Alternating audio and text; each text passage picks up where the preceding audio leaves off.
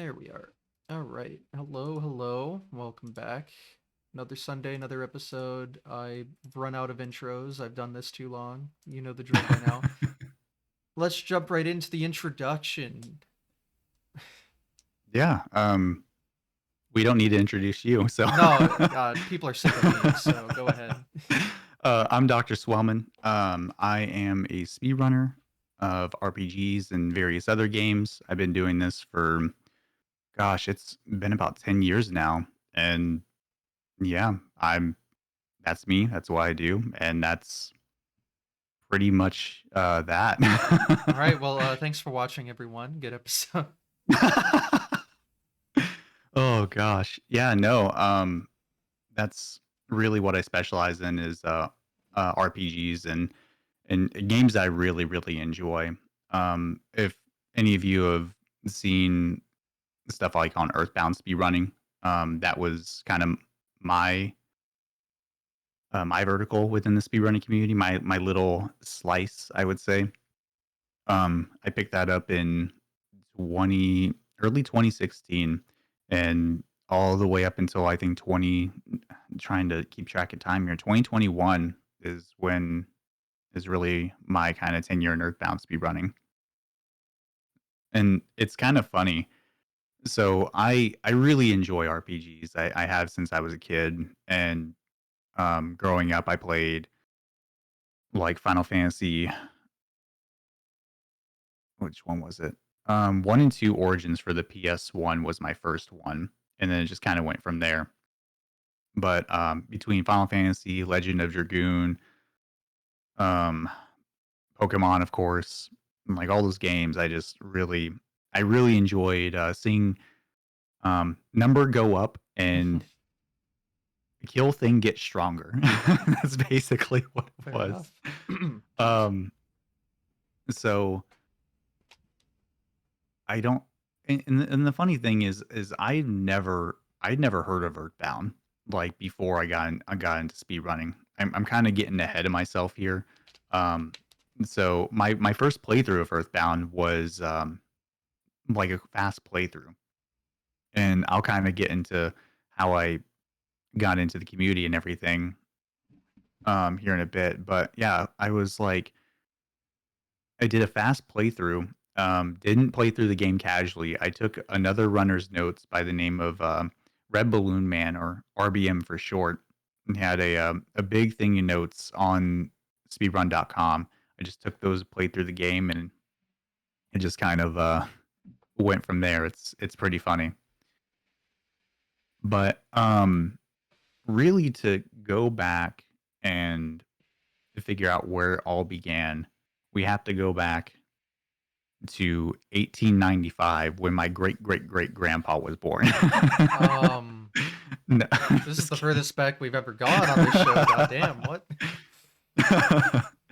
No, that's the common trope of like a video essayist where True. whenever they explain something, they have to go back to the very beginning. Like, I don't know if you've seen like those meme kind of short videos by this guy named Man Carrying Thing, but it's like the title is every video essayist is like, and then it goes into like chapter one, the Industrial Revolution, when they're talking about like how SpongeBob is going to kill God or something. Like it's Oh, crazy stuff. okay. Yeah, I have not but seen it it. yeah, I know, but anyways, I'm a shitpost enjoyer. I can't help myself.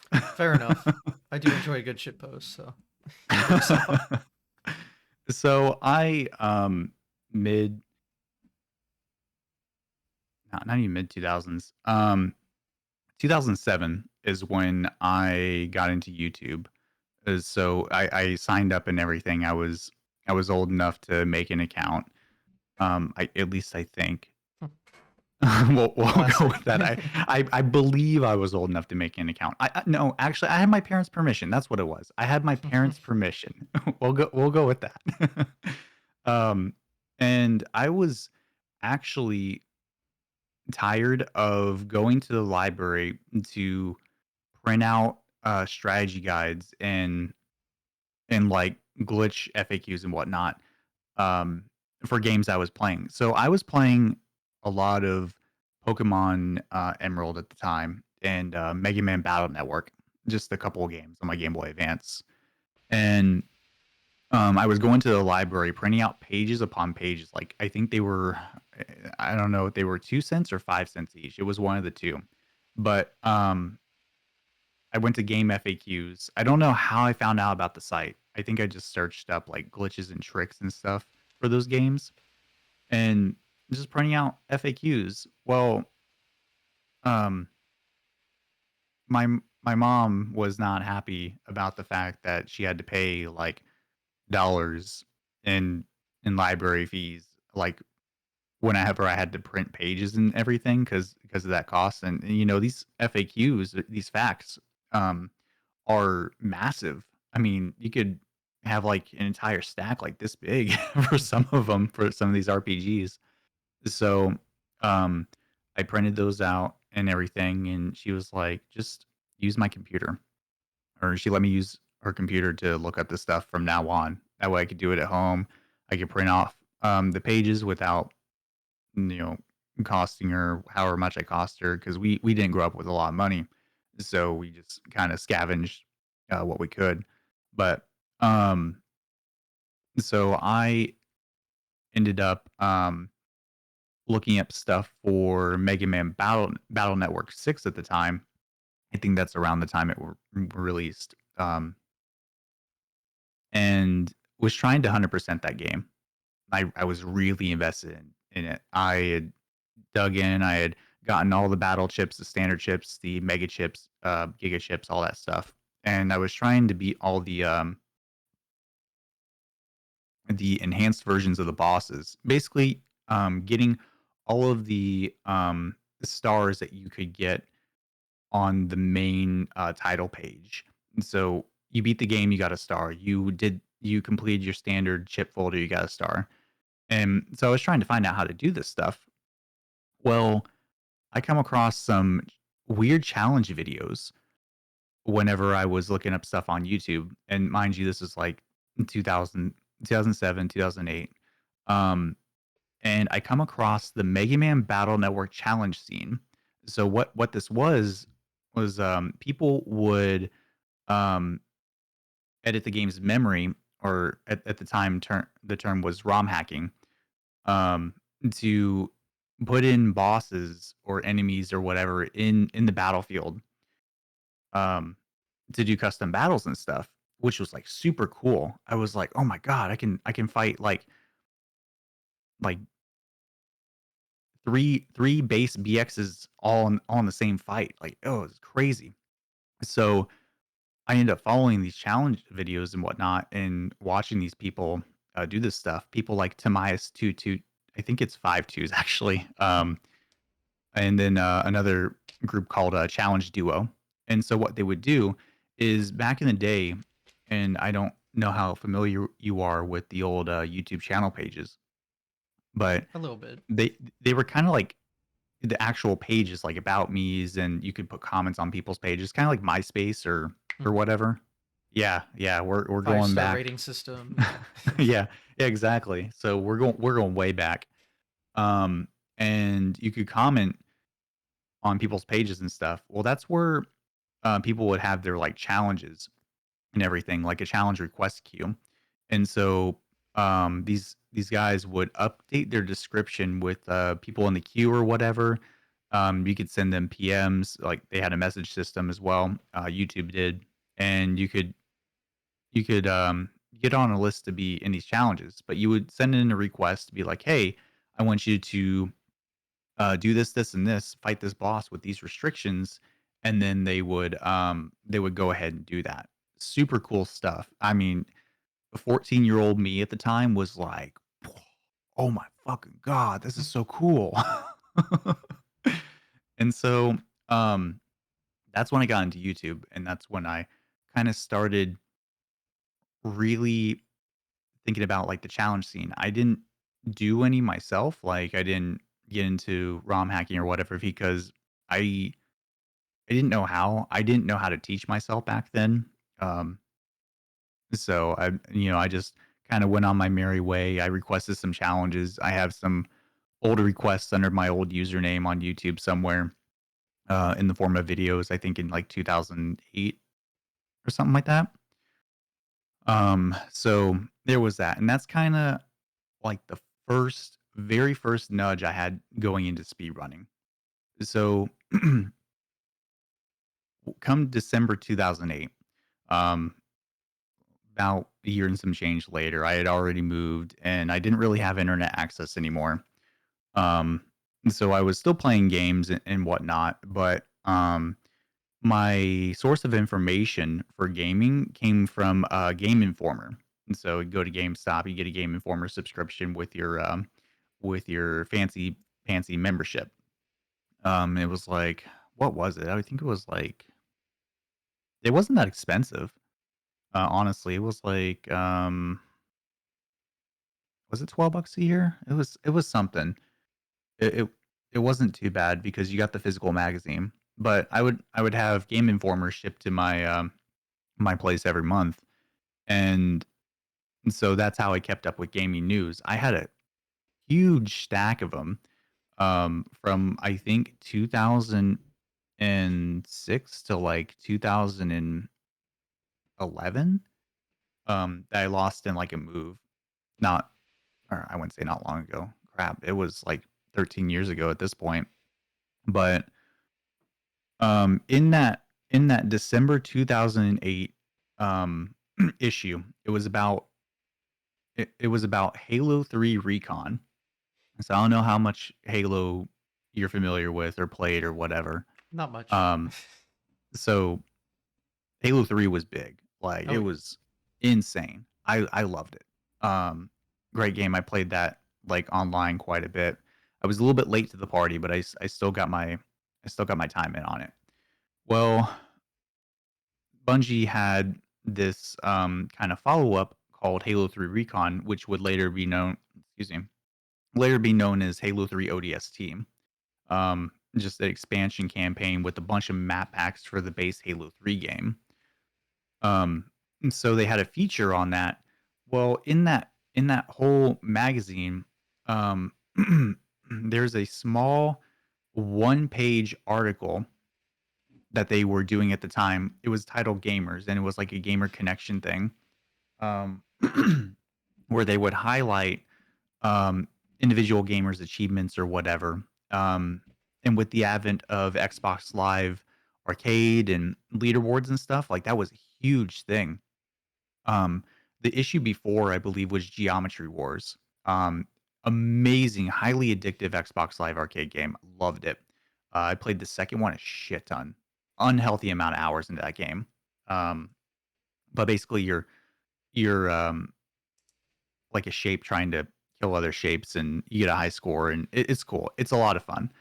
But the issue after that was for Mega Man 9, which had recently released on the Xbox Live Arcade and the Nintendo Wii store.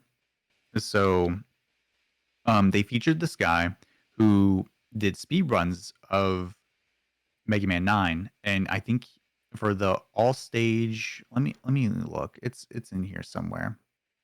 Um, Let me bring up the issue because I have it in front of me. It was um top completion time. Let's see. Entire game. That's what it was. The entire game. So his time that was registered on the leaderboards was 22 minutes and 51 seconds, which I'm like, that's really cool.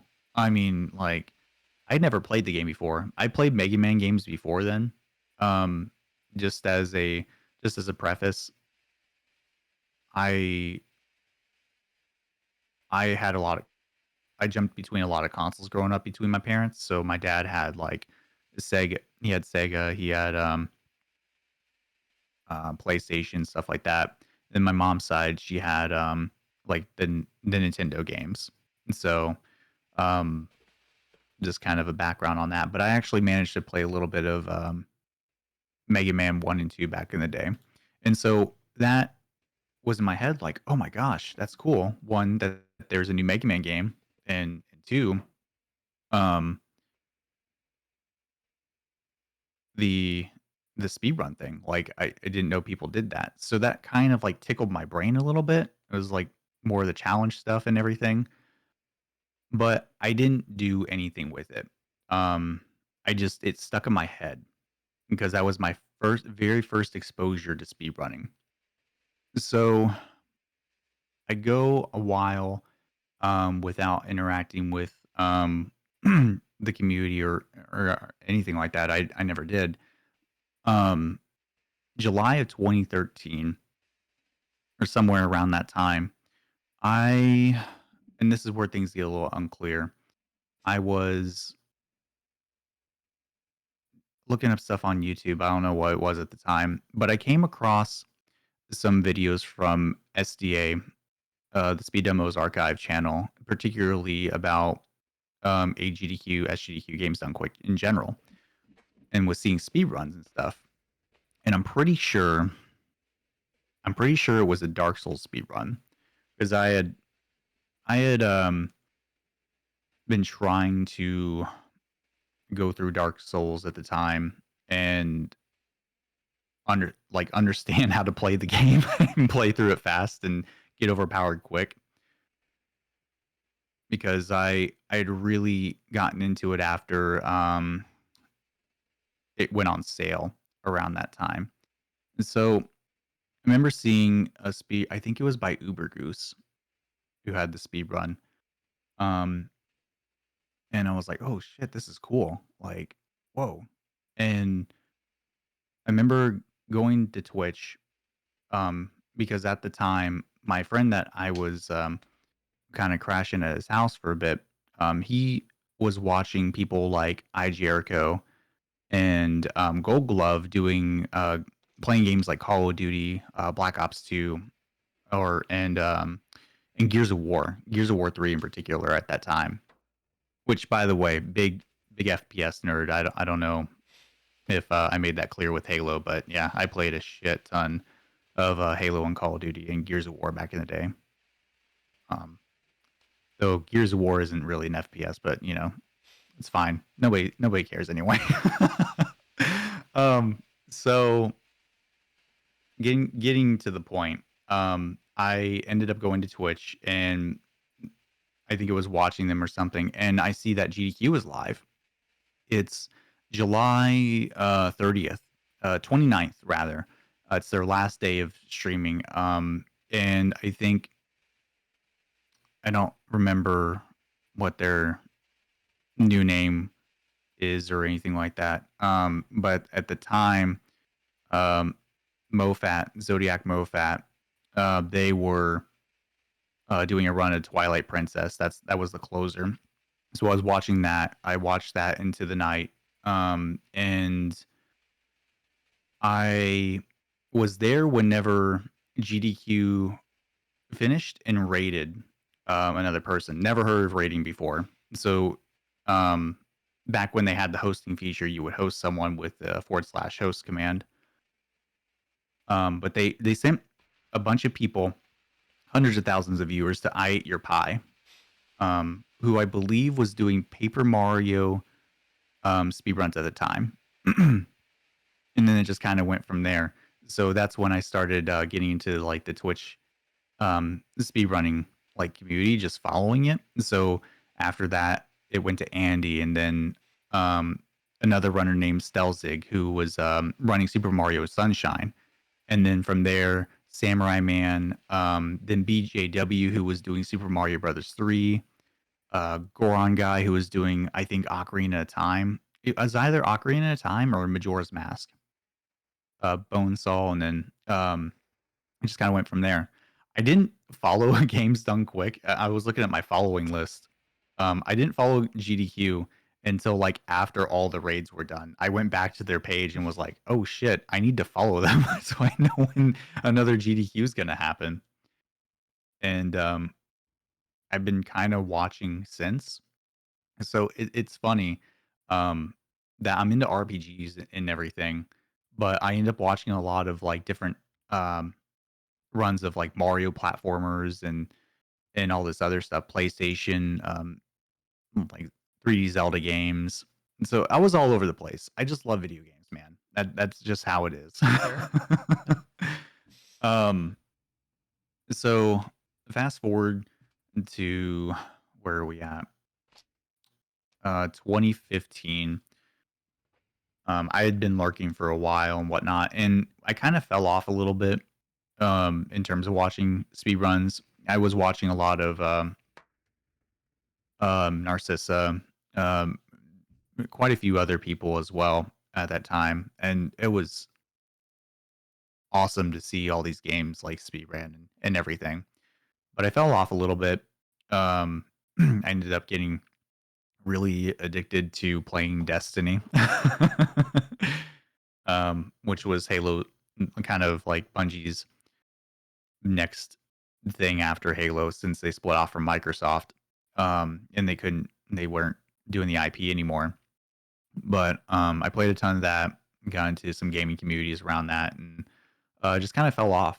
But in 2015, I think around August or so, that's when I got back into watching a bunch of different people.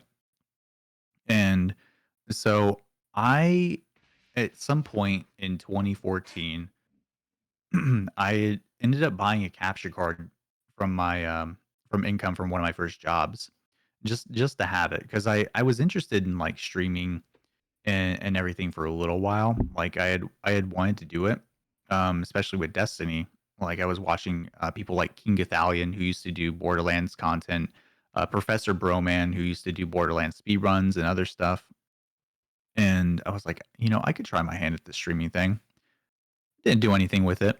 My internet connection like absolutely blew. I had what was it, DSL, so not dial up, but the internet with the what 5 megabytes. It could go up to like 20 megabytes download, but your upload was like I don't know, 500 kilobytes. Yikes. Horrible, horrible shit.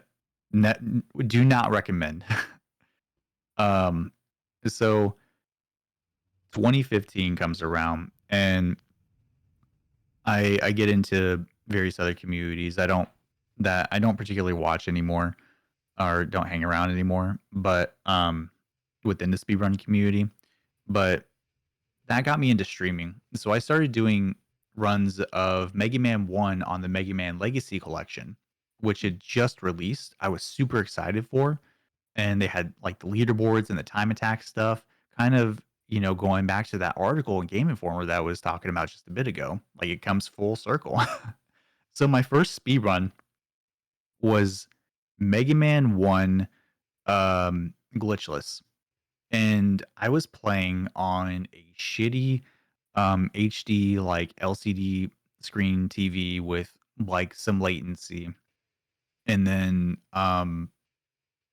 just playing on an unoptimal version of the game. I didn't have like any retro consoles or anything at the time. I just had my Xbox One. So I was playing on this, and I had started streaming and everything that October, getting trying to get my time down and all that. And I started getting into races and whatnot with a just a random guy I found who wanted to we wanted to get the 2 hours or whatever it took to get onto SRL so I can get my page on there so I could start growing and and all that because I was a goof back then. And I did some races of Mega Man 1 glitchless, just messed around with that. And eventually I followed a raid into I believe it was either Background Guy 02 or Red Blue Man, one of the two. They were speedrunning Earthbound, and it seemed interesting to me because um never heard of it before. The people were cool. That was the main thing. The people were cool as shit. They were chill. And so I got into like watching them and everything, and I'm like, this is pretty interesting. You have enemies that you can see in the overworld. Your decision making skills kind of drive the run and everything. And I was like, this is really interesting. I kind of want to play this game. And they're pushing me to do it. They want more runners and everything. in that community, and I'm like, yeah, you know what? I'm gonna do this. So I um I grab an emulator. Um legally I legally dump an Earthbound ROM Mm-hmm. legally. Yes, of course. Because, piracy is, you wouldn't You wouldn't download a download a car. car. No, you would Uh-huh, never. exactly. So very very legal. So I do the playthrough with the speedrunning notes and everything, and I start doing races after that, of course, and whatnot, to get into the community more. But I think my first time was like, I don't know, 6.5 hours, something like that, which wasn't that long at all for an RPG that would take you, I mean, 25, 30 hours to beat, maybe even longer, depending on how much time you put into it. So, I got really involved in that community, did a lot of races of the glitchless category. So that's what I ran a lot of. Um, and just started improving my time. The game really hooks you in because it's a lot of like I said, decision making and um things that are in your but it's things that you're able to like have in your control. So like I said, enemies in the overworld, you can always dodge an enemy for the most part, as long as it's like not scripted or whatever. And then in encounters, you have random encounter formations, even though you have enemies you can see in the overworld. But the thing is like you make the decisions. You have like you could do this or you could do this. It's not like one simple thing. So it's not like a frame perfect trick that you have to do for a zip in Mega Man 1, for example, if you're running that category, or like frame precision jumps. It doesn't have that, but it goes to the other side where it's like RNG hell, but there's always something you can do to kind of mitigate that. And so that kind of got me going into that. And for the most part, that's really all I speed ran for a little bit. I did jump between different games off and on. Um, I did a little bit of Final Fantasy IV. I did a little bit of Zelda: Link to the Past, Metroid Zero Mission. Um, what else did I do? And I had to go look at my channel page to see what I ran, because not all my runs were on speedrun.com. I was not smart. um, in not highlighting some of my stuff. Let's look. Um, Earthbound. Let's see. Back then, it was Lufia 2 Ancient Cave, which is it's like a roguelite, um, where you start out level 1 and you go and um, go through this dungeon. You get items, you get levels and stuff, and you try to beat the final boss. Star Fox 64, which I loved as a kid. You can speedrun Star Fox 64 even though it's an auto scroller. Fun fact. Um, Teenage Mutant Turtles, Like the Teenage NES Mutant one? Ninja Turtles, Turtles in Time. Oh, okay. That one, the Super Nintendo one. Rugrats in Paris for the Game Boy Color. Speedrun of the century there. Mm-hmm. I'm telling you. Final Fantasy X, which arguably one of the best Final Fantasy games, hands down, one of my favorites. We can argue that all day. I don't, whatever. And then Castlevania Symphony of the Night was another one. And I had some other ones I didn't put down, but I'll get to those later. So yeah, um, that's kind of how I ended up where where I would end up streaming and everything, starting in 2015. And then I would have a lot of different um,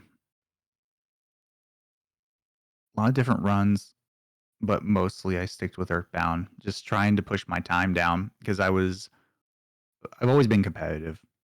Um, in a very friendly sense. Like I always want to like improve my time and like kind of that leaderboard thing. Just like, oh my gosh, this is so cool. I want to be at the top of this leaderboard or whatever. Wanted to push down and improve my times and everything. And with that came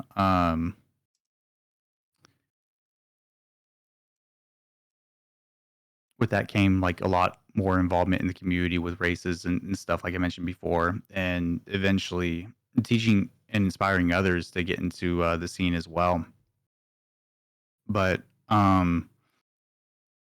as I was speed running and everything, going through, kind of skipping ahead here, going into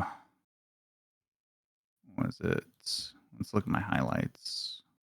3 years ago, 22. Well, I guess my last stream was around 2022 or so. Um, Things had started picking up at work and all that. So I um and combined wanting to spend time with friends and family and the fiance and everything, I just kind of fell back from streaming and that time sinking and everything. I still love speed running. I still love watching it. I would love to like do it, get back into it at some point, but it's just such a big time investment with everything else in life that's going on these days, especially balancing a full time job on top of that. So it's um, you come home from your job and you stream, and then boom, the day's done, and it's like, well, damn. Mm-hmm. So um, that's kind of where I'm at there. But in as I was still like running and everything, I had a this was like 2019, 2020. I had a desire to get stuff up on YouTube and kind of get that going. Um, I had made videos off and on YouTube since I joined back in like 2007, but I didn't really do anything with it consistently. So I started exporting my PBs over and whatnot to have them archived on a different site in case something happened to Twitch, which Foreshadowing. uh yeah, yeah. Um which this isn't exactly the first time this has happened either. Fun fact. Um but so I started exporting stuff over. Well, I wanted to start making highlights and everything, especially the randomizers I was getting into. As I had gotten into the ancient cave randomizer for Earthbound and all that. And so I started making highlight reels and like full on um just edits of some of my randomizers that I did.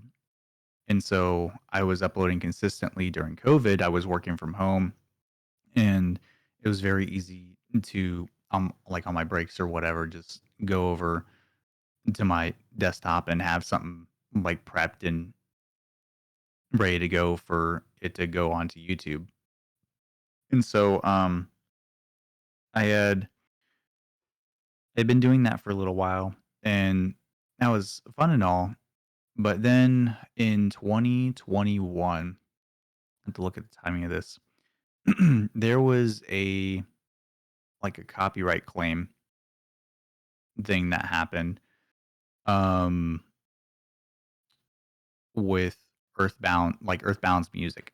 And Mm-hmm. so there there was a big thing about um Sony of Japan, I think it was, like claiming going into Content ID and claiming like everything with the Earthbound OST on it. They had the distribution rights for the soundtrack, but they didn't have the actual rights to the music from what I understand. I don't know too much about copyright law and all that, but basically the Sony of Japan was claiming like all videos on YouTube with their bound music. And so like I was about to I think I was around 1,000 subs at that time from posting randomizer content like every other day or like 3 times a week or whatever. and um, I was it was really concerning because I'm like, well, I can't do this anymore. Like, if even if I like if I want to earn money or whatever, if I want to do this, my it's not even the fact that I would want to make money. It's the fact that um the videos might get taken down, like for straight up copyright. So that was a big concern, and I had made a video saying like, hey, um, it was a talking head video, something like, I might not be able to make these anymore. Um, and then from there, I made my first scripted video talking about the issue. So I had already been watching Summoning Salt, um, Ricky, the Rixer, and a few others do videos and everything for a while. Um, I think Salt's first video I watched was the Chaco Mountain video that he put up that got a lot of views. And then Ricky, um, just a lot of his, I think his Ratchet and Jack and Daxter content. That was what was sticking out to me. I think he had uploaded a thing about Ratchet, um, Ratchet 3, about a speedrunner who basically was well ahead of what anybody else was doing. He was a Japanese speedrunner named Silence, kicked ass and everything, and he was hiding in plain sight basically for almost a year, while other people in the West were doing runs of the game, and they were like super far behind in like their tech. Really cool story. Highly recommend um, watching it. I think it's the man who broke Ratchet 3 in half or something like that. Really, really cool video. But I was like, this inspired me a little bit to like kind of start scripting stuff, and it wasn't too hard um, to do. I felt like I knocked my first video out pretty quickly talking about the copyright issue, and I was like, this wasn't that bad. I'm getting my editing skills kind of going in Sony Vegas. Let's keep this going. So I did another one. Let me look at my content here because I think what was the video I did after that? It was it was a Metroid Prime video. So I did this almost in tandem with like in parallel even with the other with the copyright vid, and it's currently the first like vid essay speedrun type of content on my channel that's still public. But around that time, I was um I was into Metroid Prime speedrunning. I had watched quite a bit of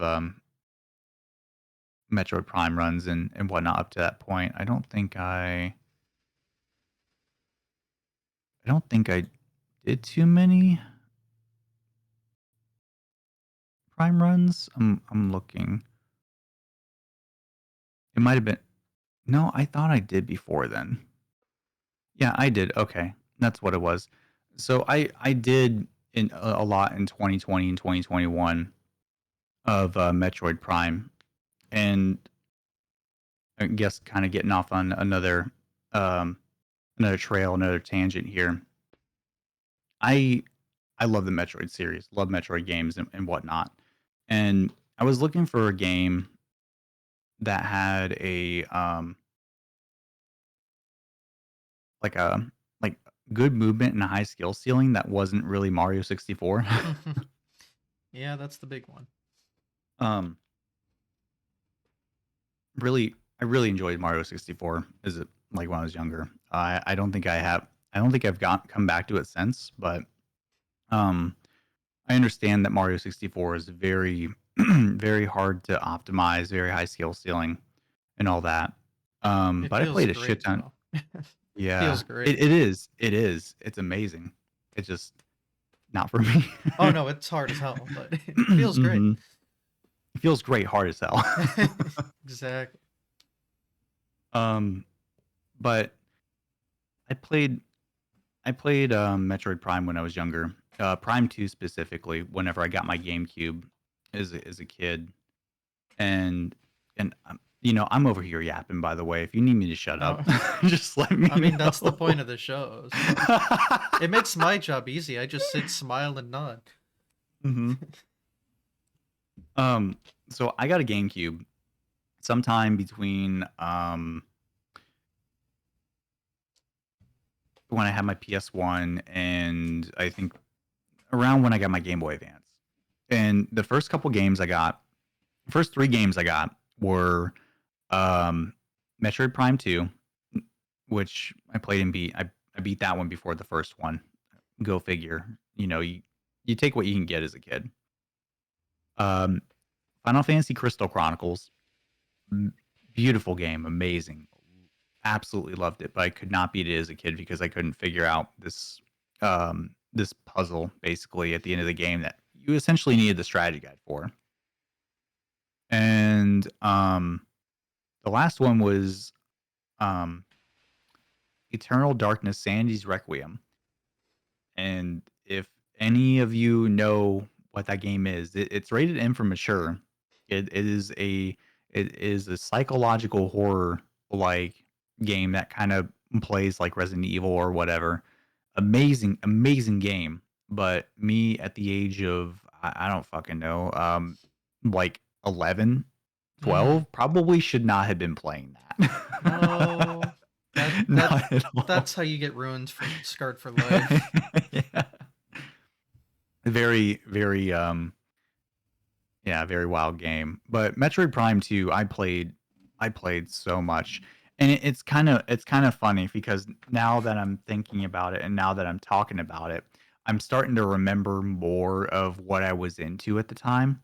So we're kind of gonna go off on another tangent here in a second. But Okay. um Thanks for I the know.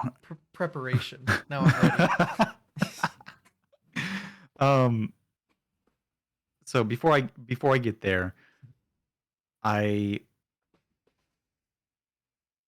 I was into Metroid Prime big time. I wanted to speedrun it because I actually ended up following a couple Metroid Prime speedrunners, including Kirby Masta, who at the time I think was doing Prime 2.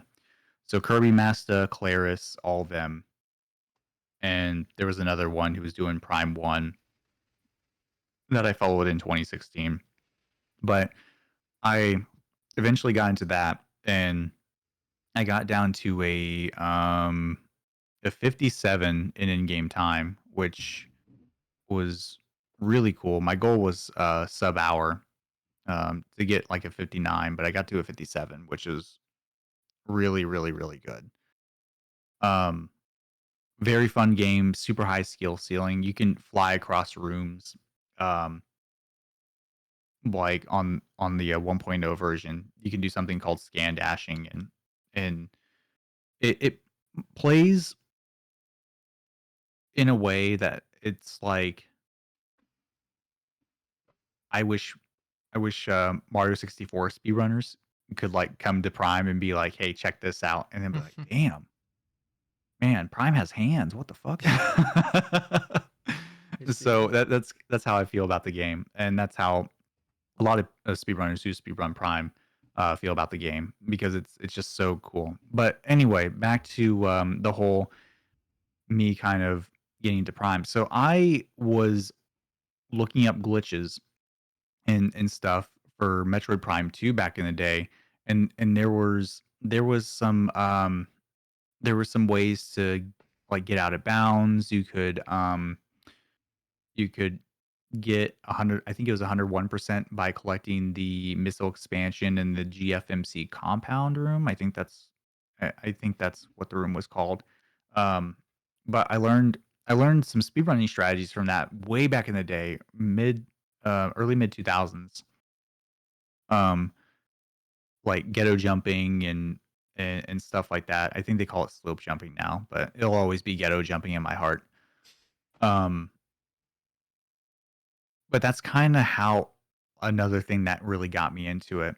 And I remember seeing Claris's and Kirby Master's videos on YouTube about Metroid Prime and Metroid Prime 2 speedrunning. Not about, but they had done speedruns. So I had seen the 100% thing. I saw the infinite speed glitch, which could in Metroid Prime 2, um, you could skip losing your items. That was a big thing way back when, because you couldn't do it in Prime 1. Even if you somehow got off the ship, you would just lose your items once you got on Talon 4. But Prime 2, you could just go through the game, and if you do it infinite speed, you could skip through the sequence where you lose your abilities to Dark Samus, and you could just keep your space jump and I think boost ball and whatnot. And I remember reading about that somewhere and then seeing it online.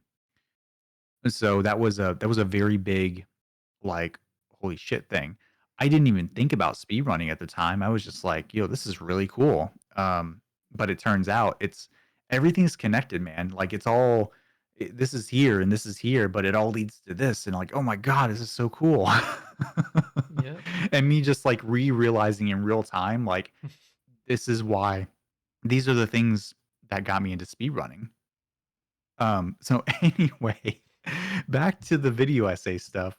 The first video I did of like my refined content, I would say my video essay era was was of Metroid Prime, because I was really into running the game, and I was like, I kind of want to talk about this. Nobody else is talking about Metroid Prime speedrunning in this way. Let's go into it. So I talked about a really recent glitch that was found at the time called power bombs before bombs, where you could do this thing called load delay on certain consoles on the GameCube version, um, which people would speedrun on of Metroid Prime. But you could do it to get power bombs early, and you basically like the game's already sequence broken, but like this breaks it even more. So you get power bombs early enough to basically it changes the entire route, and it cut a lot of time off the game. Um, and then I just kind of went from there. So like I talked about Metroid Prime's 21% category, um, which is the minimal amount of items Low percent. that you could, yeah, low percent, yeah, exactly, minimal amount of items you could get to complete the game. Um, I believe it was 21%, but I made a video about that, and then I went into Chrono Trigger speedrunning, and then so on and so forth. So I started talking more about different types of speedruns, and just talking about different um yeah, runs and RPGs that I enjoyed and really thought should be like have more eyes on them. Um and eventually I made a world record history video of the of Earthbound Glitchless, which didn't age too well. My audio was all messed up and everything. I was still kind of figuring out my life. I say figure out my life, but figuring out like how to balance everything and whatnot. And things didn't really really get going for the channel until I hit um I hit October 22nd of 2021. And so that was 3 months after I started doing video essay stuff. I uploaded Final Fantasy X was finally broken after 20 years by speedrunners, and it was the first video where it was like, man, this is crazy. Like within a few days, it just shot up and went viral, and just people were people were watching it, sharing it. It was nuts, but it was like the first time doing YouTube where I was like, oh, I can like this might be a thing I can do. Like I can um I can cover stuff that I love, but also, you know, help have it there to help me make a living basically. Um I had gotten an email also from YouTube, and with all these fake emails these days, I thought it was fake. Um but they were but they were saying like, "Hey, you grew like a lot, like by 10,000% or whatever over last month. We want to feature you as the gaming creator of the month Oh, for yeah, yeah. okay. I think it was for November of 2021. I still have the email somewhere. Hmm. But I so what they did was they put you at the top of the trending page for 24 hours, like your channel, Mm-hmm. and they just put some highlighted videos on there. So like my most recent kind of uploads. So I was working on what was I working on at the time? My Final Fantasy IV glitch video at the time, and I uploaded it, and that was the video that I'm really really proud of because YouTube actually commented on the video. Like the YouTube account came in and was like, this is so like basically this is so cool. Thanks for diving into this. And I'm like, what? Like, is this real? This doesn't feel real. And I'm excited. Like, oh my gosh, the channel's getting recognition.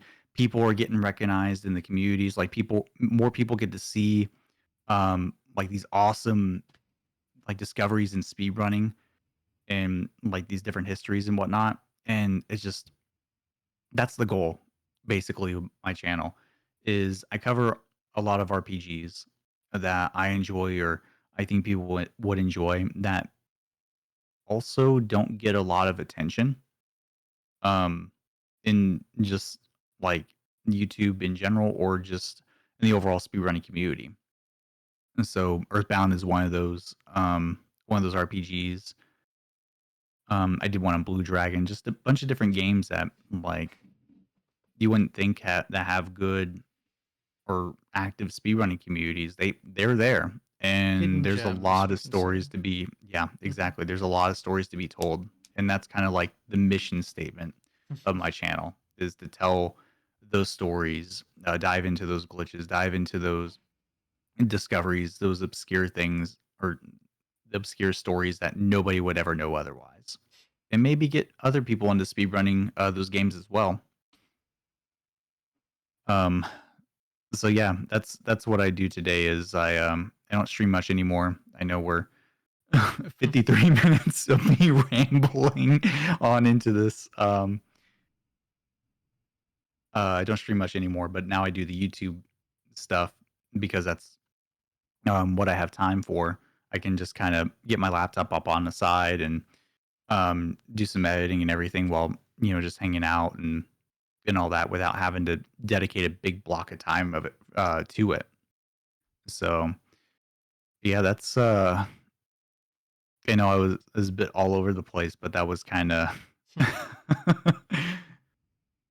that's kind of how I got to where I'm at today. Well, there you go. The whole history. The whole history. Well, I think The there history of might be some you. stuff missing. Well, close Yeah, enough. close enough. Now, 1 second, I have to take a drink. No, yeah. Um, so you still do full time work and then just video edit part time, I guess. Hmm. Not considering it maybe like a job, but I mean, it does earn, I'm sure. Most YouTube It videos do. does. It helps pay the bills, and Hmm. part of it's part of why I can still do it is thanks to the support of like everybody who watches and all that. It's really cool.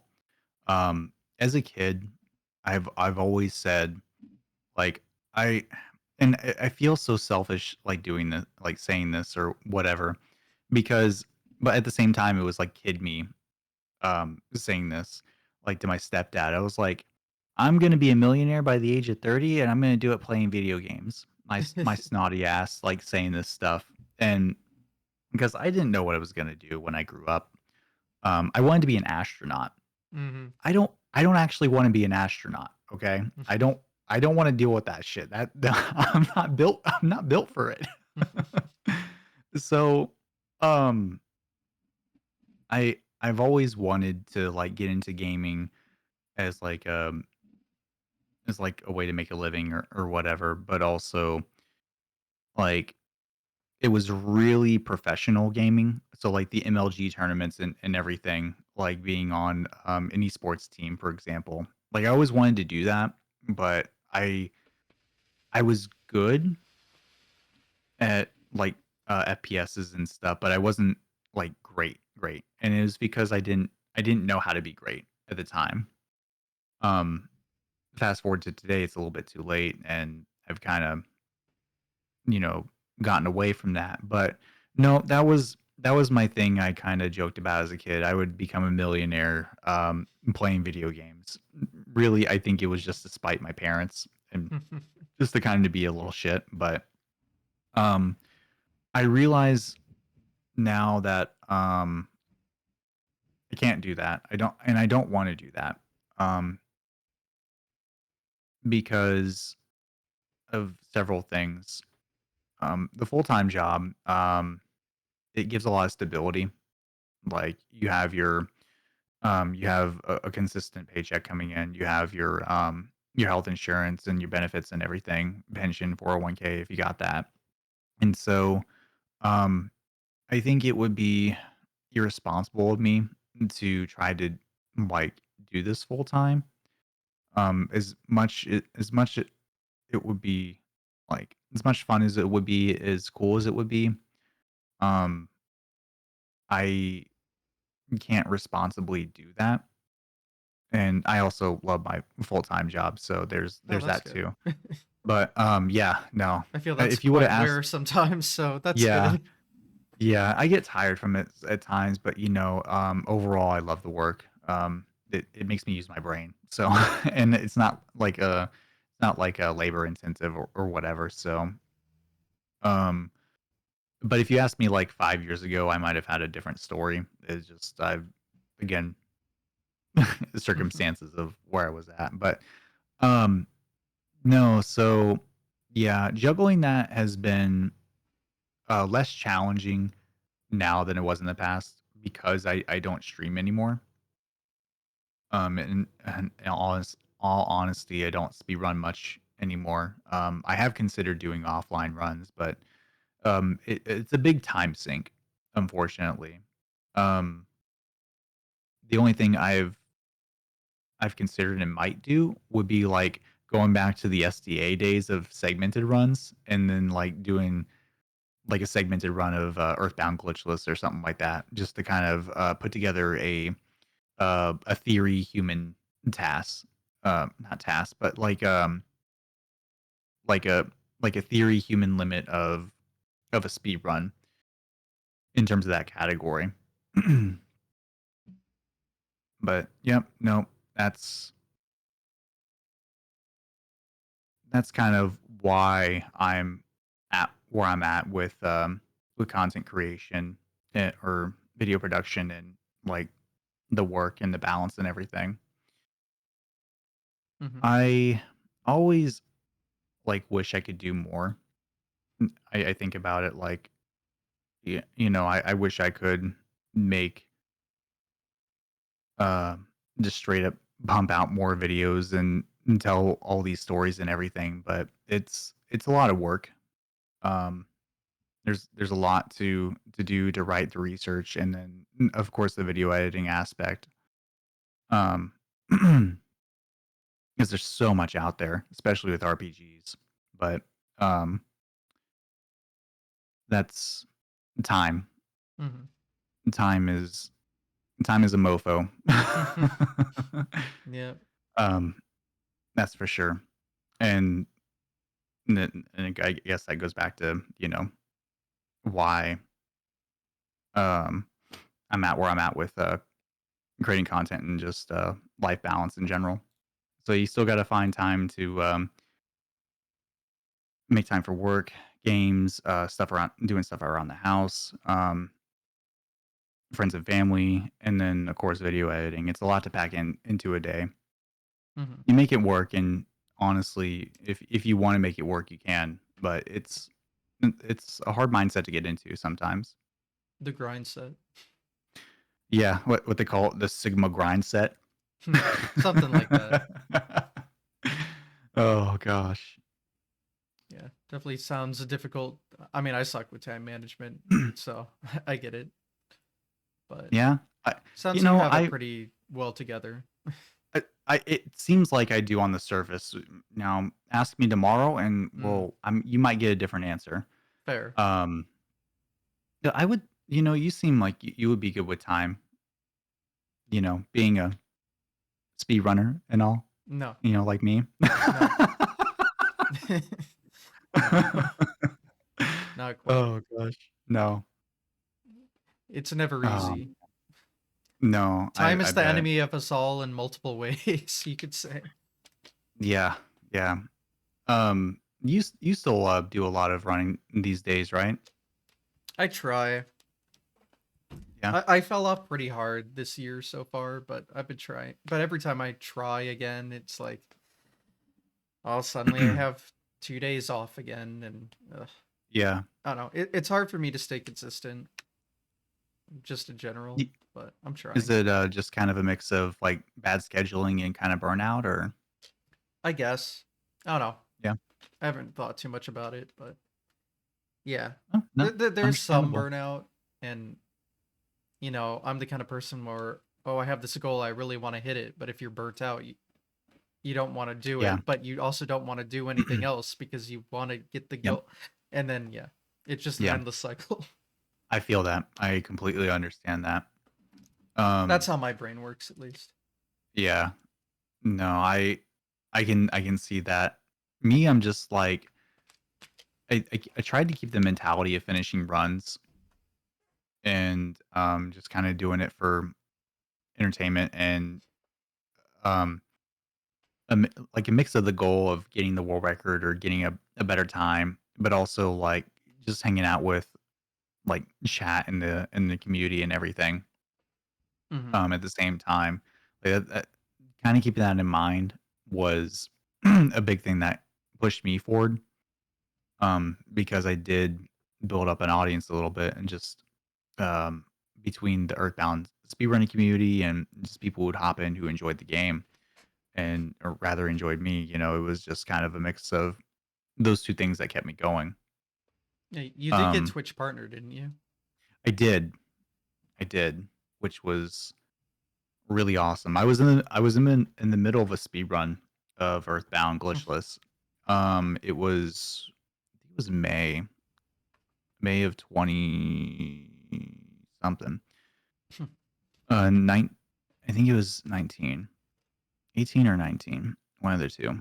Um, and see, this is where my memory gets blurry around that time.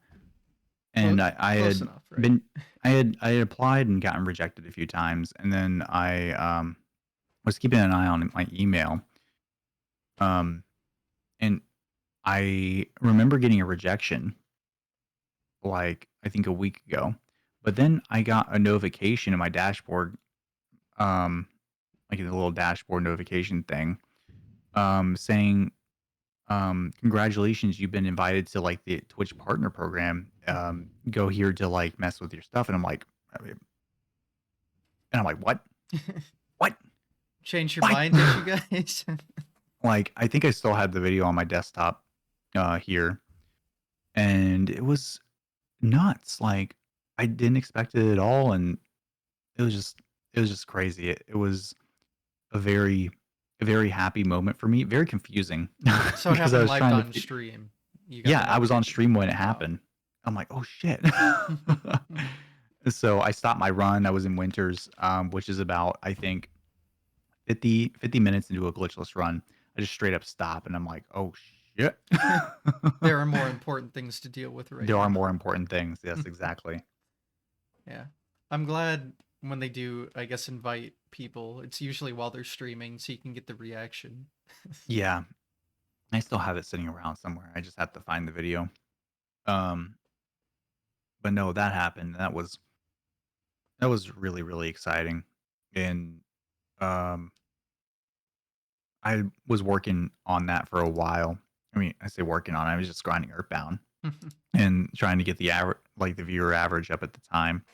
Is that I really wanted the main thing I wanted was the emotes Hmm. because people were subscribing and everything, and affiliates only got like I think 5 at a time back I then, and remember I'm when they like, only got one. yeah, and I was like, man, y'all are getting scammed. Like, and so I had commissioned a bunch of emotes and everything, and it was just sitting on them, and I felt bad because I just it was there, and people were being very generous and very supportive, but they were just I didn't feel like I was able to do enough for them in return, basically. So, and I know that's whatever. It's not exactly true, but still, it was kind of in my head. Like, Hmm. No, you I know, get it. Yeah. I I feel like eh, people aren't wasting their money. They do with it what they want. But um, that's how I felt. Was like, man, I wish I could do something more for you all for that support. And so whenever that came in, I was like, that was a really good feeling for one, the grind paying off, and then two, people could actually get some really cool fucking emotes. So, um, but that kind of goes back to that like that goal setting, that competitiveness and everything. Like I really wanted to push towards that, and then I got it. And then same thing with the world records and stuff. It's just that's my personality. Hmm. Yeah, So that's something we didn't really talk about is if you what world records you gotten. yeah. So I grinded Earthbound Glitchless for a long time. Um, I got my first sub 4 hour run, which so I guess to clarify, the benchmark, or at least in terms of like top runners at the time in 2017, yeah, 2017, it was like a low 3 hour and 50-minute run, somewhere around that. That's where the record was for, or at the time. And in 2017, I had gotten a sub 4 hour run, and that was crazy to think about because that benchmark there, or that right there was the time to hit if you were going to be considered a top runner in Earthbound. And I think you were like sub 4 was like a top 10 time, maybe lower than that. So, it was a really good feeling to hit that. And then eventually I just kept grinding and grinding, competing with other runners like, um, who was it at the time? Sarium, who did a lot of Earthbound, pretty much mostly Earthbound. Um, Classic James, mostly Earthbound. Daniel RGT, mostly Earthbound as well, but some other games, um, like Yoshi's Island and stuff like that. But my first record was I think it was 2019. Let me look back. It was a 343 in Earthbound Glitchless, and I remember like popping the fuck off. Like I was so excited. Like all these emotions kind of came rushing in at once. Absolutely, absolutely wild. Um, because I knew I was at that level, but um, I also kind of had it in my head like it was, what was it? There were certain things I could still do better. Um, and so maybe I could get a record, maybe I couldn't, but I was always on the cusp. Um, I'm trying to find it. Maybe it was 2018. It wasn't 2019. Yep, December. No, not December. Yeah, no. Okay, it was a 34113. December 15th, 2008 was the upload date on YouTube. And that's when I got it, and that was so exciting. Um, because Earthbound is extremely unforgiving in terms of its RNG. It is wild in terms of its swings and all that. You can be 2 minutes behind, but come back later in PB at a like if you're a top runner. It's nuts. Um, so that was really cool to get. And then I improved it a couple times. I I went back and forth between Classic James and Sarium. Great top runners, like I mentioned. Um, getting that record down. I didn't get this first sub 340 because that's where it was at the time. Whenever we pushed it down really hard, was 340, and the big barrier was under 3 hours and 40 minutes. And Daniel came in just kind of randomly with a 359, not 359, 339.59. Hmm. Absolutely nuts. He like clutched it completely. So he did rob me of that, which I'm happy. I'm happy for him. I'm a little sad that I couldn't get it first, but I'm always happy when someone improves a record It's just friendly competition. that I got. Yeah, exactly. Like there's no ill will or whatever. It's like, Mhm. damn, he did that. Now it's time for me to kind of take that on, look at what he did and all that to where I can bring that into my runs and do better is essentially what it was. Because it's not like it's Mario or Mario 1 or anything like that, where you have a specific like set of inputs you need to be doing at certain times and all that. This is, there's a lot of variance here in terms of menuing, movement, um, how encounters go, and what you need to do within them. A lot of decision making things. So that's where that's where a lot of variance in gameplay can happen. So someone could be doing one thing with their menus, but you could be doing another. Okay, why is this the case? Well, they prefer this item to drop here so they can do a menu to put this on this person without doing this many inputs. And it was like things like that you have to think about within a run. Like it gets that wild. Um, but yep, so I held the glitchless record for a few times, which is the most active category. Kind of, I would say the most prestigious in terms of Earthbound. I held the any percent record for some time. I held that I think a couple times. I tied it once with Classic James, and then then I got an untied run after a few more attempts. That was in That was in 2020. So April 2020, I tied the world record twice, actually, which is kind of funny. Um, it was down to like 40. It was down to sub 50 after some optimizations had happened. And so the record, I eventually took it down to a 46:43. Um, and so any percent is very different from glitchless. So glitchless, you go through the entire game. And you have to go through um, 8 My Sanctuaries, is what they're called, to collect a part of a melody and store it in an item called a soundstone. And what you do is use it once you collect all the melodies, you go to this place and you defeat your inner darkness called Ness's Nightmare. Um, and you unlock your true power to be able to defeat the game's true final boss called Gygus, which the game reveals to you straight up. Like I think not even 10 minutes into the game, So no spoilers like here. yeah, literally just you like a meteorite crashes into the ground, and then the like a fly pops out of the meteorite and says, "Hey, I'm from the future. You're gonna save the world from the evil Gigagas."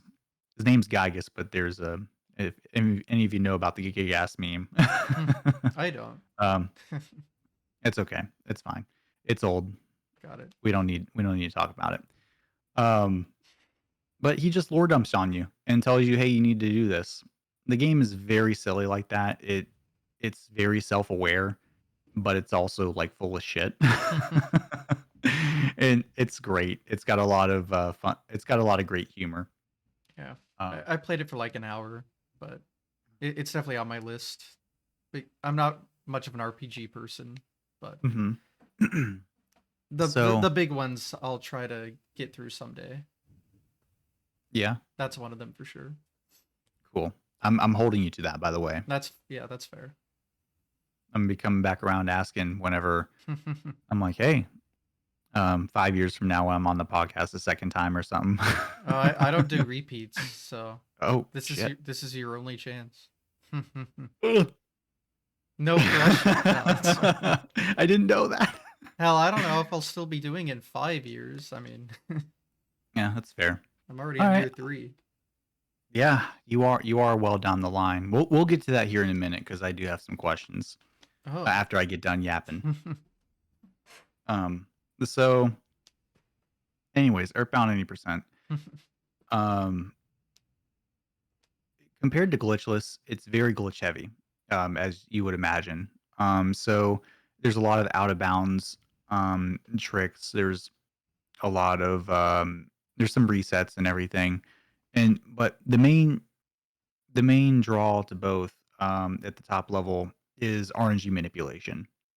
So that's a common term you'll hear when it comes to RPGs, especially from the Super Nintendo era or beforehand. There is some aspect of it in I'd say PlayStation uh, era RPGs or whatever, but usually when you think about that, it's from Super Nintendo and back. But there are three values in the game's memory that that can be influenced or rather handle different aspects of random events in the game. So RNG 1 and 2, let's go with that, um, can be directly updated by the player. And so this is done through um, your cursor moving in the menus, text printing on screen. Every character or text advances RNG 1 and 2 by one value. And so 20 characters on screen, 20 values or 20 advances forward. And um, so these are values that you can control. There's also NPC movement that controls this, so that can be manipulated as well. Um, cool.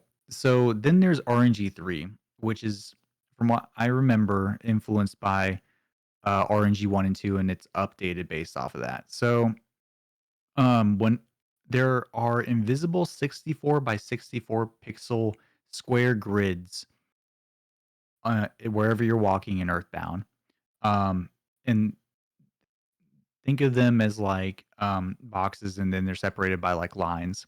Once you cross into another box, RNG 3 gets updated, and so then you have these random events and everything or that happen as you keep going. Whether you hit spawn plates to make enemy spawn or whatever, you see NPC movements or anything like that. Essentially, when you cross this line, RNG updates, and so knowing this, it's in real time that you can do all this stuff, and it's not like frame perfect. It's not anything like that. But if you control your movement, you control your menus and everything, you can manipulate NPC movements. You can manipulate enemy spawns, what enemies do in battle. It's all able to be manipulated and fairly. I wouldn't say easily, but easier. It, it's easier than some manipulation that's like tied to like frames the game's running or whatever. So it's not like Pokemon where you have like a seed that you would start on or anything like that. So it's not tied to a seed. It's just an active part of the game's memory. But um, so that was a cool thing about top level glitchless 80%. Any run that doesn't specifically say no manipulation can use that. And so it turns that part of Earthbound until you drop the manipulation into something that requires a lot more um, skill on the behalf of the player, them executing inputs and all that. So similar to what you would say Mario 64 or whatever. It's all about player skill at that point compared to reacting and making decisions. And for a long time, I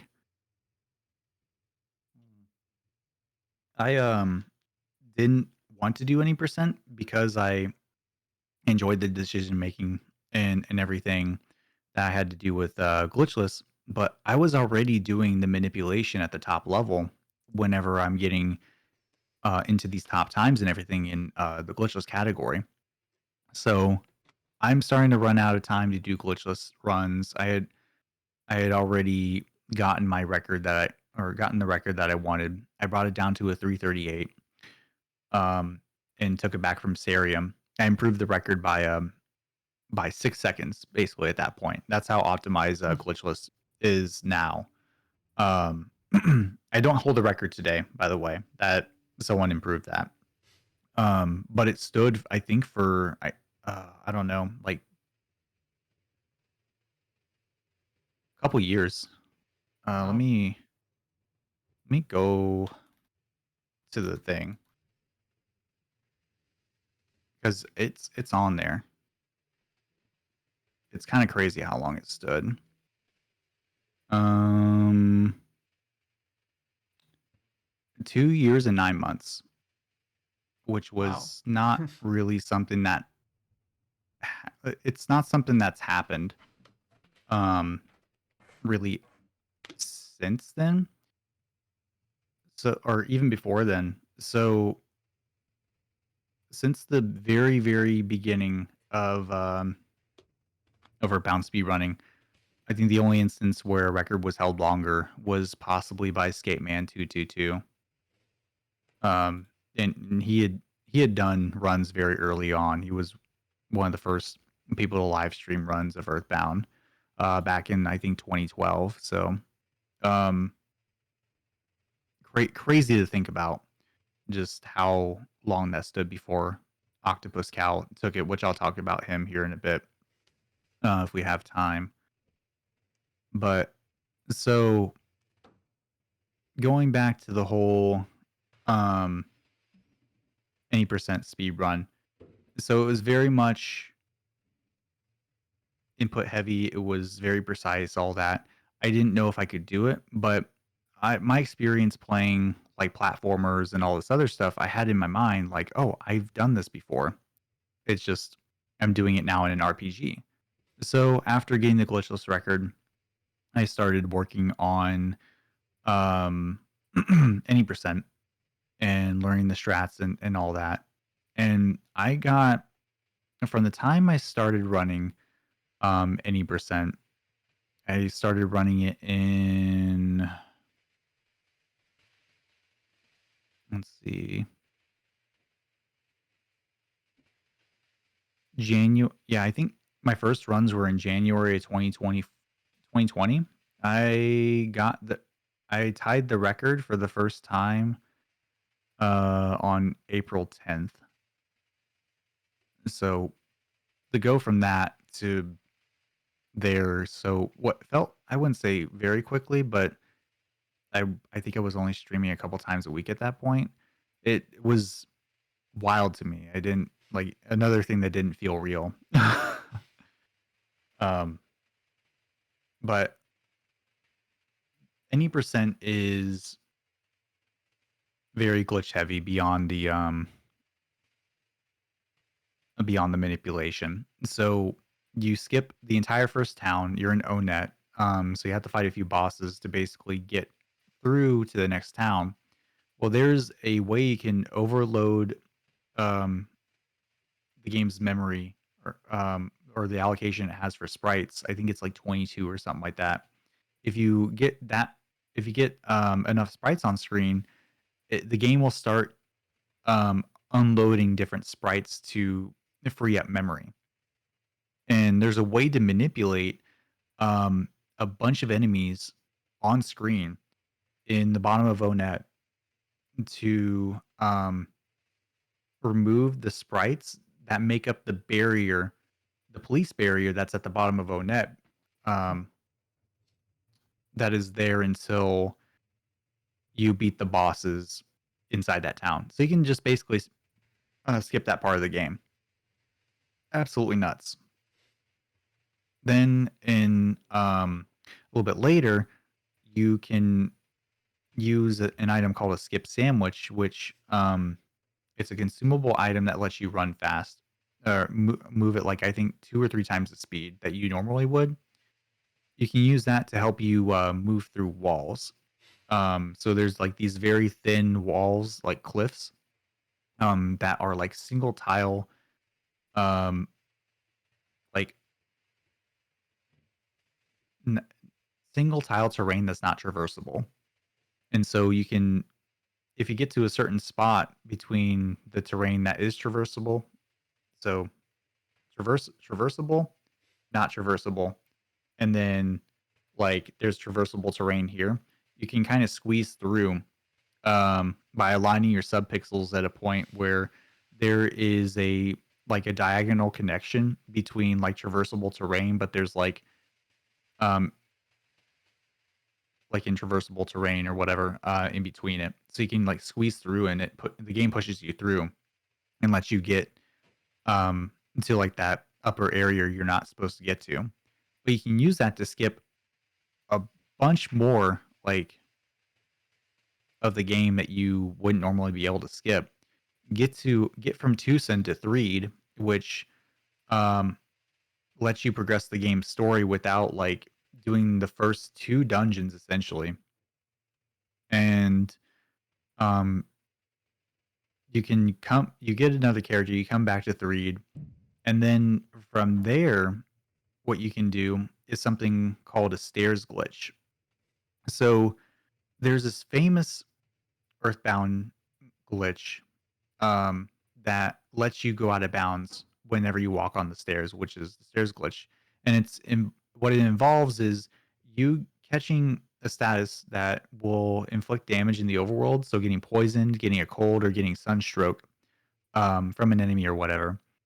And then in the overworld, you take damage enough until you get the text prompt at the top that interrupts your gameplay. It says your so and so's health is low. Heal them before they pass out or whatever. So if you do that while you're transitioning onto a set of stairs, which mind you, stairs are like and I don't exactly have the words for this, but stairs are like a different part of the traversable terrain than like your regular walking area. So you have your regular walking area and the set of stairs. So the game transitions you to put you on a set of stairs, and in the middle of that transition, that that's like not something you can usually interrupt or whatever. So you're kind of in a like in a different area, if that makes sense. Like you're not on the stairs, you're not in the walkable regular terrain. You're just kind of in limbo. So if you interrupt that while the game's transitioning you onto the stairs, it doesn't complete it. And what it does is it puts you out of bounds. And in Earthbound, every room in the game is connected. Like the game has a map, an invisible like big old map where every room in the game is connected somehow, and that's how they house everything. So it's just think of it as like a big old tile board going down with every single room in the game. And so with that in mind, you can just walk to any room in the game um, for the most part. The only thing is you can't walk below where you got out of bounds at, or else the game will like I think crash or something. Hmm. Um, so good to know that. But you can use that in combination with the sound stone that I was talking about earlier that lets you collect the melodies. the soundstone puts you into a cutscene where you look at the sounds you got, and then you come out, and then it reloads the room that you would be currently in.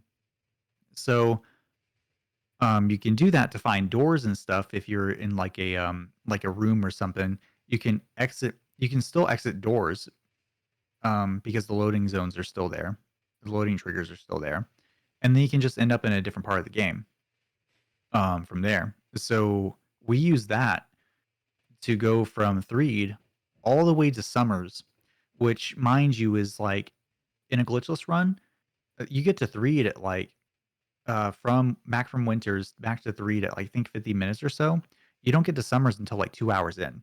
So that's like an hour and 10 minutes skipped. Huge. And then we skip again. We do another one where we heal the character while we're in the middle of this whole thing. We use a skip sandwich on them. We heal the character that has the sunstroke or whatever. That way we can get the prompt again, and then we time a stairs glitch while in the outside of Summers um, to walk through more rooms across the water, across the ocean, to Lumine Hall. And Lumine Hall is like near the end of the game at this point. It's one of the last dungeons or last sanctuaries before we do the cleanup at the end of the game um to do. But there's a special thing that you can do when you get into Lumine Hall, and it's falling down this hole to make it to Lost Underworld, which is a another like in-game area that leads up to one of the final dungeons that you would go to before going to Magicant and Nessa's Nightmare, fighting that. So the crazy thing here is you go down this hole and it sets a flag um, for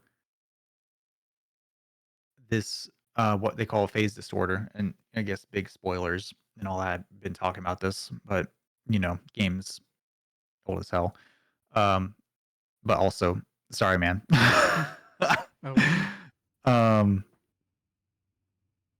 but basically, you get in there, you set a flag, and and it lets you take a thing to the end of the game.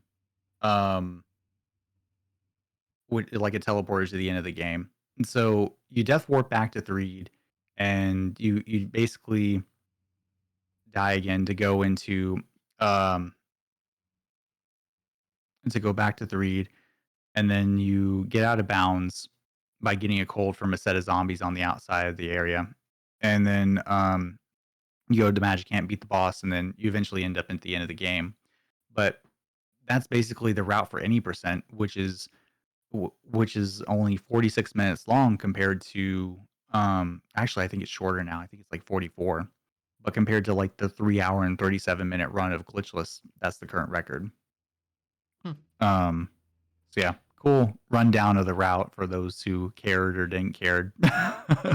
Yeah, it's fun um just how different the times can be for those kinds of categories. And it's mm, so different depending on the game.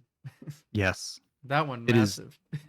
nuts. Yeah. So it's funny because I'm doing research into how the stairs glitch was found um, for a project coming up. So it's kind of fresh in my head how it mostly works. So spoilers, I guess, um, Leak. for that project. Um, but no, so I had that record. I don't think I had any other records. I had other top times. No out of bounds, which was you could only use cliff skips and not use the stairs glitch. I had third place in that. And then Boogie Percent, which was the racing category for the game. That was only just over an hour long. I think my best placement was fourth place there. And that one, Boogie Percent, was just a um, big racing category. So I did a lot of races of that with folks, did some tournaments and everything. And that's how I improved that time. But yeah, other than that, for Earthbound, I did a lot of randomizers and a lot of there was like a run button hack that gave you a the skip sandwich effect for the entire time that you held the button down. So Hmm. it was with that, and then like a fast text thing, instant text. We called it run button instant text, or ribbit for short. Hmm. um, I ran that for a while, but yeah, that's all the records I have for Earthbound. I did hold the record for Rugrats in Paris any percent for the Game Boy Color. The more Most important one. prestigious Yeah, record. Yes, exactly. I understand. Yep. That was kind of a meme game that my friend RBM Red Balloon Man got me into, and there's a actually like unironically some interesting tech near the end of the game where there are these switches you have to hit across different stages. It was like the second to last stage, and to preface, it's a mix of like the game at least has a mix of mini games where you get tickets to go into stages, and then the stages are like platformers with certain goals set in mind. So you have to either collect items or hit switches or whatever. Well, this last one, in order to get to the top, you had to hit these various like lamp type of things to activate platforms. Well, it turns out you can, instead of going on this one floor to hit all three um, like lamps at different parts of the room, you can just like kind of spam the action button while jumping, and it like duplicates the tile of the lamp off to the side on either side, and you can do this twice. But you duplicate the tile, and it treats it as if you've activated the three lamps to get to the next part of the floor. So that was like, I don't remember how this was found. This was found by like another runner who picked up the game and was kind of memeing around with it at the same time we were, and he found this, and we were like, "Holy shit, this is like actual speed tech. What?" And so, prestigious record. I actually don't have it anymore. That got taken from me by a friend of mine, I think a couple years ago now. But yeah, so those were those were my crowning achievements in um in my speedrun history. Some more than others, clearly. Uh, well, I wouldn't say that. I feel like a small fish in a big pond with some No, of this stuff, I was but just making a joke about the Rugrats game, but you know. oh, oh that's fair too.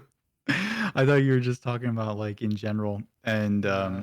I'm like, no, I don't feel I that way. I try not to generalize anything in that Oh, sense. I appreciate that. Um, no, yeah, the Rugrats in Paris one, clearly the most important Hmm. one. Sad that I lost it. Maybe I'll have to get it back one day. It's only like 22 minutes long, so I think I can make that happen. That's good. That's good. Um, I guess something I'd like to get into is like marathon Mhm. runs or live events, stuff like that. Yeah, So, yeah. So I've gone to quite a few GDQs. Gone to RPG Limit Break once, but haven't been able to make it out since. Um, the last one I went to, I got my first GDQ. I think was 20. It was supposed to be SGDQ in 2016, but driving up there, I got to I got to Chicago to pick up a friend, and my truck broke down. oh, Yeah, and so my truck broke down. It was back in like it was a 90s Dakota, and it it had not done anything but drive a guy back and forth to work pretty much for the entirety of its lifespan. And so I get to Chicago, I get to like Union Station. I'm picking up my friend, and then the truck just like starts smoking, like oh, white smoke. oh no. And in the middle of the road, I'm getting ready to get back on the freeway, and I'm like, "What the hell? What's going on?" Um, later found out that the truck blew a head gasket. Oh. and it was gonna cost more to have it fixed um than it would to eh, basically more than I paid for the truck. Mhm. So not even worth fixing. And so I had to scrap that trip and everything. Kind of made a little bit of a time with of that staying with someone in the Earthbound community, and we all just hung around for I think a few days and did races and stuff until um, the other guy had to go back home and stuff. So that was a that was a Mhm. fun time. But Got something SGDQ out of it. 20, yeah, it was a fun time. Would not recommend though. Would not recommend breaking down in the middle of Chicago. It absolutely sucked. Yeah, no. Noted. um, I'll keep that in mind. yeah, but 2017, I went to SGDQ and got to meet a lot of people, hung out with a lot of folks and everything. Um, I didn't I didn't submit to really many marathons. I just kind of attended. I ended up on a couple like friends' couches for commentary. I did one for Star Fox 64 several years back by a runner named Lilat, and then another runner named Colin Bolts. He did Battletoads across what was it? Double Dragon? Street, yeah, Double Dragon. Thank you. My brain went to Streets of Rage for some reason. Like, no, Yeah, that's no. not it. This is an NES game, not Genesis. Yeah, no. So yeah, that one, and which I was on the couch for as well. But other than that, I have not done any GDQ runs.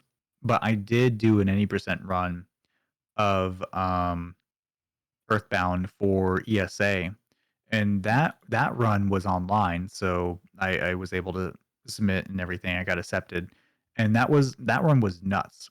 So I had an estimate of I think an hour and 20 minutes, and because the manip is so precise, if you mess up one thing, you have to basically start over. Mhm. So what I what I did was I had backup save files and everything in case things went wrong. Um, Well, I hit everything first try. Like, I didn't drop the manip the entire run. I Wow. had the reset and everything in um, right before kind of the final area, but I got the first fully manipped 80% Earthbound run completed in a marathon setting, Hmm. and that was like a 50-minute time, I think. I'd have to go back and look. Um, Absolutely wild. I could not believe that I was able to pull that off. Um, and Octopus Cow ended up um, actually doing that at some point in a different marathon. I think he did it at a GDQ. Let Cool. me look, but yeah, no. So that's what I've done in terms of marathons. I did do SNES Superstars a couple of times. The one that Fiesel runs. Mhm. So I did that. He had me submit a couple things to that, and I ran there, and that was a lot of fun.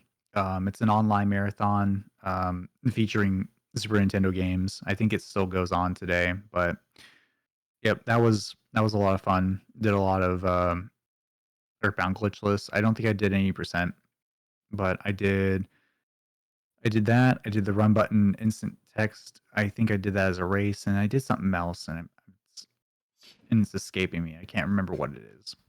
But I did it. Oh, it was Ancient Cave. I think it was Ancient Cave, which was the randomizer.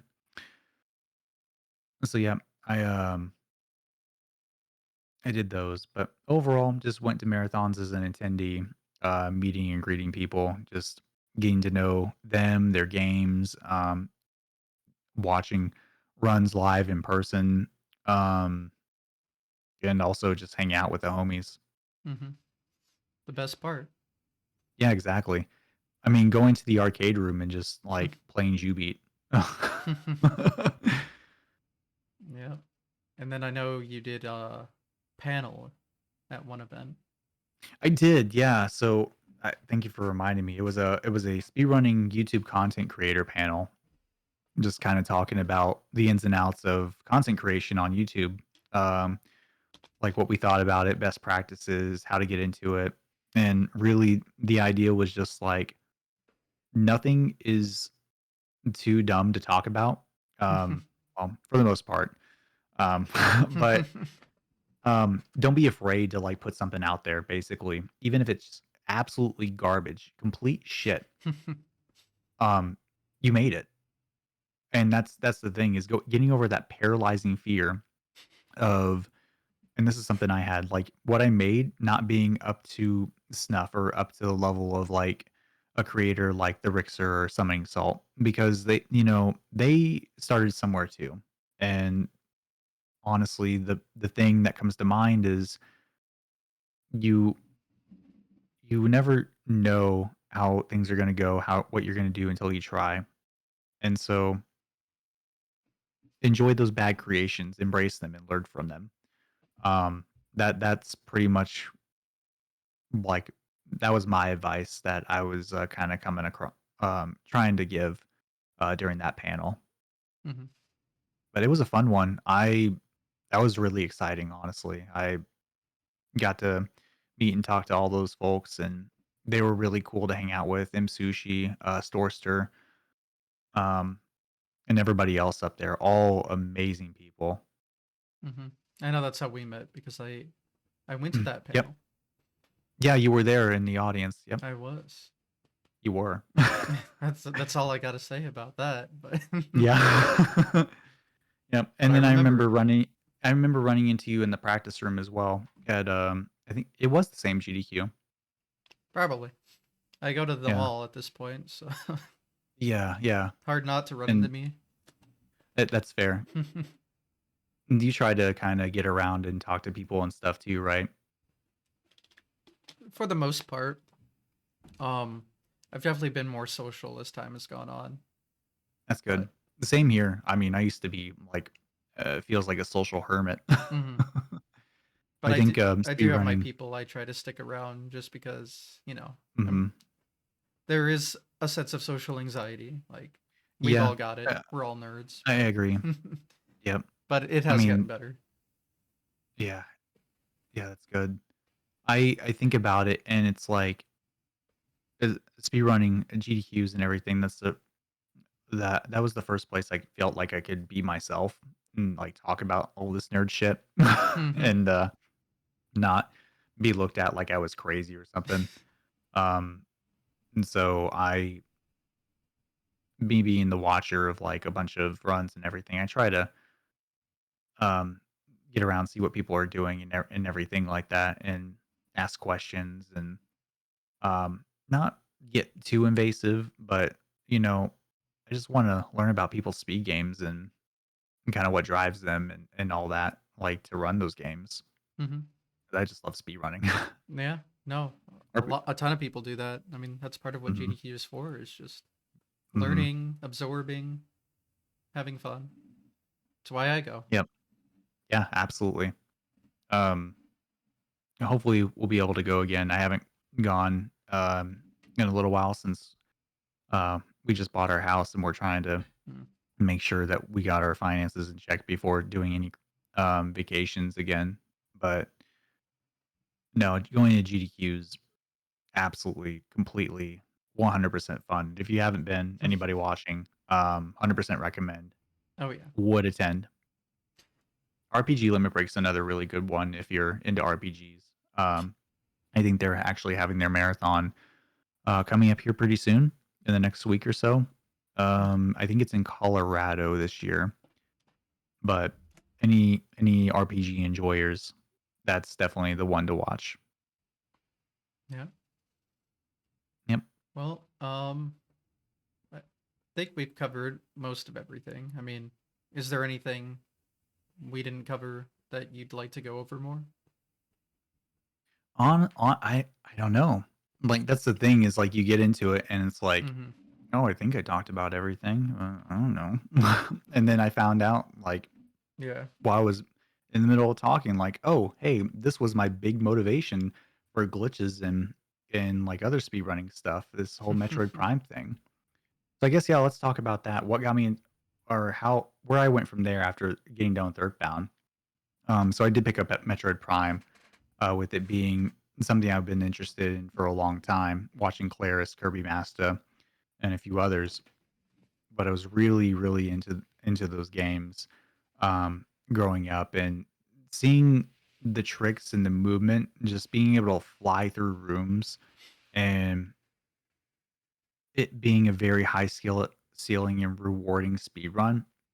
I just I picked it up, and they had a practice hack and everything for the Wii, so you could go in and practice individual rooms and and all that. And it wasn't that long of a speed run at all.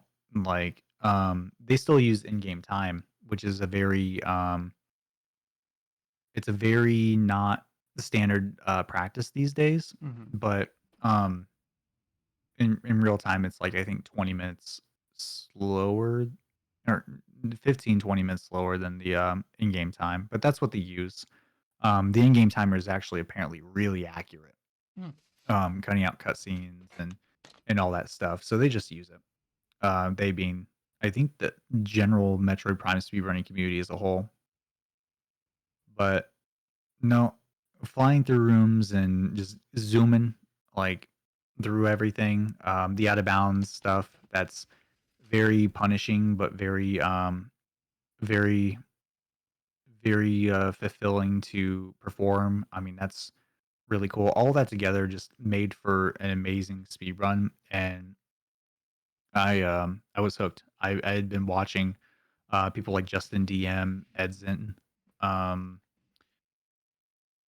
let's see who else, East, a guy named East, quite a few different runners just banging at the run, and the community was really cool and helpful. So I I just hopped right in and got down to a 57, and which was, I think, top 10 at the time whenever I got it. I think it's like 14th or 15th now. But that's why I was saying like my goal was a 59, because that was like the biggest barrier of the game. That was like kind of like that sub 4 of Earthbound. Earthbound glitchless were like, "Hey, you got this. You're kind of a cool gamer now." Similar to Prime there. But um after that, that's when things kind of slowed down for me, and Hmm. my last my last run was Final Fantasy 4 Paladin percent, which is like a shorter race category, kind of like Boogie percent in Earthbound. You race to, or you go to whenever Cecil becomes a paladin in the game after beating one of the major four fiend bosses, the four elemental fiends in the game. And that kind of came in, on average it comes in at just over an hour or so.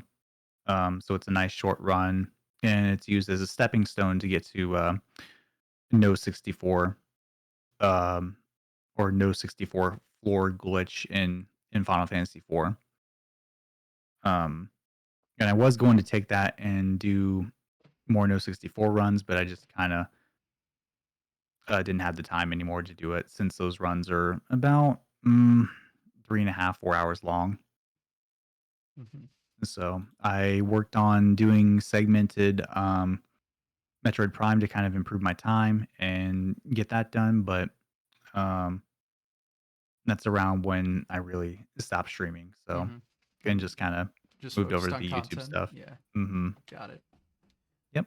All right. Well, I guess the last thing I'll really ask is just future plans in the scene, short term, long term, anything. Yeah. No. I'm gonna be creating videos for as long as I fucking can, man. I want to do this, um, like for at least the next 10 years, as long as Holy YouTube shit. will let me. As long as YouTube is going to be here, I'm going to be making videos and telling stories about RPG speed runs or stuff I think is cool, that needs, that doesn't need, but like that I feel needs to be talked about because there's so many cool things people have done that like n- it, oh, excuse me. The stories need to be shared, and just the people really need to be lifted up for their accomplishments because there's a lot of folks who've built up communities who have done some really cool shit, and nobody knows like their story or what they've done. So I mean that's part of why I'm doing it. Hmm. 90% of why I'm doing it. No, that's good to hear. So, but yeah, I know maybe streaming it's a little questionable, and then but Yeah, YouTube's I don't always think there. I don't think I'll be doing streaming, especially with the kind of changes that Twitch has done recently with the Fair. 100-hour Hmm. limits and whatnot. That and time constraints. It's yeah, unfortunately one of those things I can't really reliably get back into. But I won't say never though. There's always a possibility um, that I'll get some free time or like I'll be able to be like, hey, here's a random stream of a run one day. Like I'll be like working on stuff offline and boom, random PB. Well, We'll see. YouTube will always be there at least. So, I hope so, man. Even if it isn't, I enjoy like video editing and like researching this stuff so much that I'll even if it's not YouTube and if it's like another site that's going to be here long term, I'll figure it out. It's one of my few hobbies, so I'll I'll stick with it till the very end. well, good to hear. So, well, it sounds like we've kind of reached the end. So, Yeah, um, I guess so. Is it already the end? yeah. Well, Like crap. Yeah, it is almost 3, isn't it? yeah. Wow.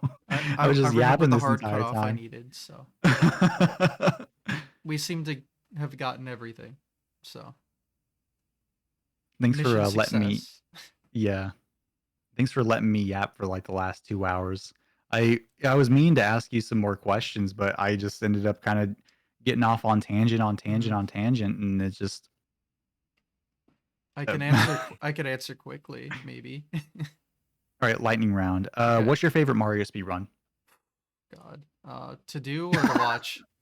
Both. Um, that's still hard. Mario 64 to watch for sure. Mhm. To do. I mean, it just has to be Mario 1 and 2J just because I do it the most, I guess. It's the most impactful to me. So, Mhm. but Any I'd future have to do plans for more. Warpless? Mario 1. Yeah. There's a tournament coming up in June. I will return for a little bit to make sure I'm still gaming. Yo. So, Nice. I'll have to catch that. What else? Um, Now I did the lightning round and my brain went blank. Don't you just love that? oh, I've been there. Yeah. If you could run an RPG, what would you run? I wouldn't run an RPG.